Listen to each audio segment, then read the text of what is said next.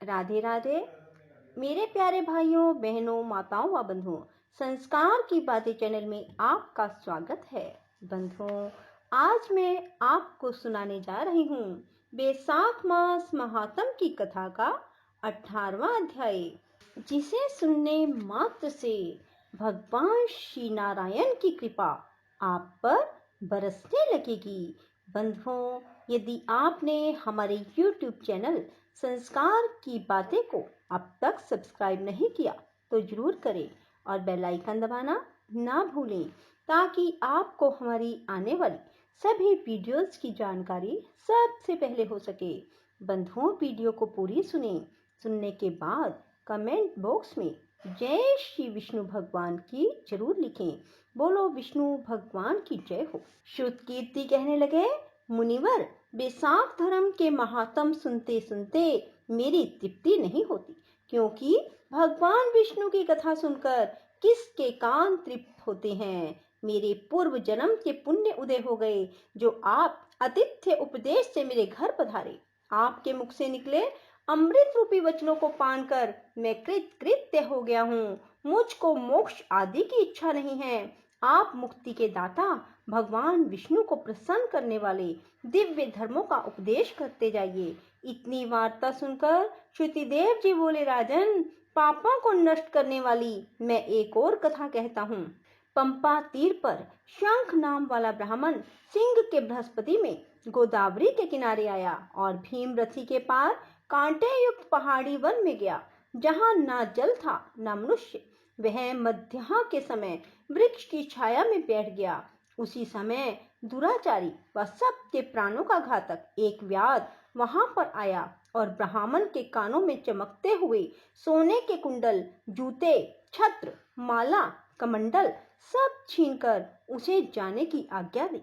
तब वह ब्राह्मण उस दुष्ट से छुटकारा पाकर धूप से जलते हुए उस कांटेदार वन में नंगे पैरों प्यासा हाय हाय करता हुआ कहीं ठहरता कहीं चलता चला जा रहा था कि उसके दयायुक्त हाय हाय शब्द को सुनकर वह व्याध, जो कठोर हृदय, पापी, धर्म विमुख था, उसके हृदय में दया उत्पन्न हुई और उसने अपने मन में सोचा, इस ब्राह्मण का मैंने सब कुछ हर लिया। यह तो मेरा कर्म ही था, लेकिन मैंने इसके नए जूते भी ले लिए। अब इसको अपने पुराने जूते क्यों ना दे दूं, जिससे इस ब्राह्मण के पैरों की रक्षा हो जाए। फिर अब पुराने जूतों की आवश्यकता भी क्या है।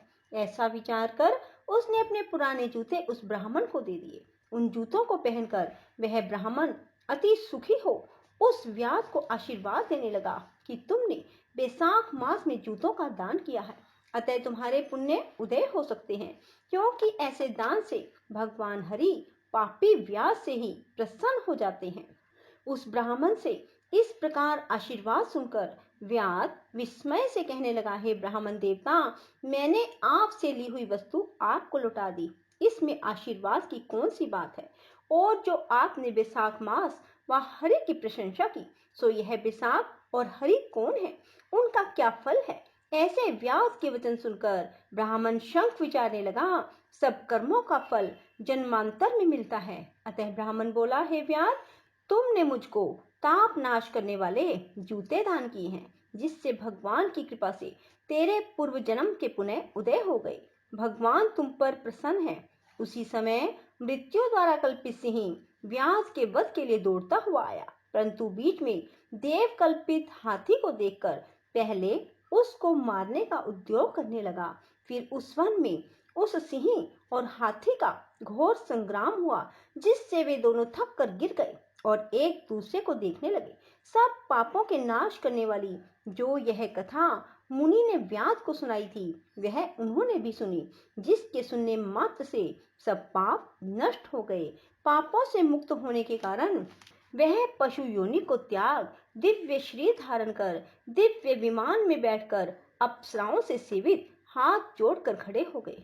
तब उस मुनि ने उनसे पूछा, तुम कौन हो और अकारण ही इस वन में एक दूसरे को मारने के लिए क्यों उद्यत हुए।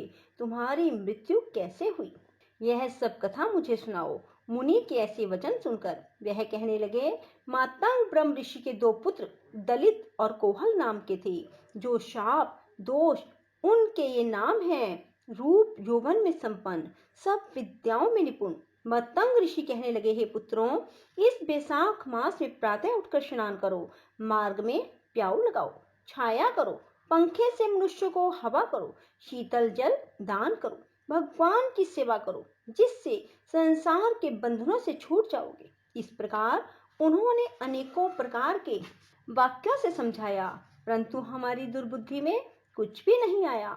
पिता के वचनों को सुनकर मुझ दलित को अति क्रोध आया और कोहल मदोन्मत्त हो गया। तब धर्म की लालसा करने वाले हमारे पिता ने क्रोधित होकर शाप दिया कि दलित, क्रोध के कारण तुझे सिंह और मदोन्मत्त होने के कारण कोहल को हाथी की योनि मिलेगी। धर्म से विमुख पुत्र, कटु वचन वाली स्त्री, पापी को शीघ्र त्याग देना चाहिए, क्योंकि जो कोई लोभवश होकर इनको नहीं त्यागता वह 14 मनवंतर तक नरक भोगता है। तब हम अत्यंत दुखी होकर श्राप निवृत्ति के लिए पिता से बारंबार प्रार्थना करने लगे। तो उन्होंने कहा, तुम दोनों जब पशु योनि में एक दूसरे को मारने के लिए उद्यत होगे, तो उस समय व्याध और शंख का बैसाख धर्म विषयक संवाद तुम्हारे कानों में पड़ेगा। तब उसी समय तुम्हारी मुक्ति हो जाएगी। यहाँ पर आपका दिव्य संवाद सुना, जिसके प्रभाव से हम कृतार्थ हुए। इसके पश्चात वे दोनों मुनीश्वरों को नमस्कार कर आज्ञा लेकर अपने पिता के पास चले गए। व्याध भी यह कथा सुनकर अपने शस्त्र आदि फेंक कर पुण्य आत्मा ऋषि से कहने लगे। व्याध कहने लगा, हे महात्मा, मैं अत्यंत दुर्बुद्धि और पापी हूँ। हे दया के सागर, अब मुझ पर ऐसी कृपा करो कि जिससे अब मेरी बुद्धि दूषित होकर खोटे कर्मों में न जाए। अतः आप मुझे उपदेश दीजिए। व्याध के ऐसे वचन सुनकर मुनु ने उसको धन्य धन्य कहा और फिर उसको उपदेश देते हुए बोले, हे व्याध, यदि तू शांति की इच्छा करता है तो बैसाख के धर्मों का पालन कर। हे व्याध, यहाँ पर धूप अत्यंत तेज है, ना छाया है ना पानी। इस कारण चलो कहीं दूसरी जगह जल पीकर और छाया में बैठ स्वस्थ चित्त से तुम्हारे सामने पाप नाशक महात्म का वर्णन करूं। व्याध हाथ जोड़कर कहने लगा, यहाँ से थोड़ी दूर पर एक निर्मल सरोवर है, जहाँ फलों से लदे हुए अनेक कैद के वृक्ष हैं। वहाँ निश्चय ही चित्त प्रसन्न होगा। व्याध की यह बात सुनकर शंख मुनि उनके साथ चल दिए और थोड़ी दूर पर जाकर उन्होंने देखा निश्चय ही एक निर्मल सरोवर है। मुनि ने उस सरोवर में स्नान किया, फिर देव पूजन कर व्याध के लाए हुए श्रम नाशक मीठे कैद के फल खाए। तत्पश्चात व्याध कहने लगा, महात्मन, यदि आप मुझ पर कृपा करो तो यह बतलाइए, कौन सा कर्म करने से मुझे व्याध जैसी बुरी योनि मिली और फिर आपको सत्संग हुआ। मुनि हंसकर कहने लगे, तुम शाकल नगर में वेद पाठी ब्राह्मण थे।